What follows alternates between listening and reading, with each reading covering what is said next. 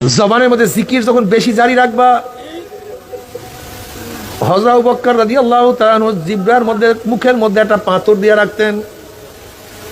কথা বলার প্রয়োজন হলে পাথর বের করতেন, তারপরে কথা বলতেন। বলে আপনি এত কষ্ট করেন কেন? বলে জিহ্বাকে কন্ট্রোল করতে পারি না, বেহুদা কথা বলিয়া ফেলায়। আরে কি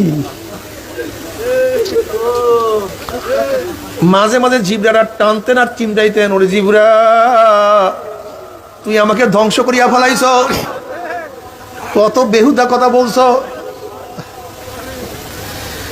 এই সমস্ত ঘটনা বয়ান করার দ্বারা নিজের মধ্যে কমপক্ষে আফসোস।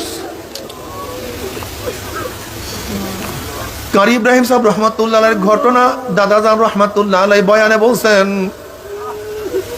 কারি ইব্রাহিম সাহেব রহমাতুল্লাহ আলাইহির কাছে একদিন দাদা জান রহমাতুল্লাহ দেখা করার জন্য গেছেন। হুজুর সালাম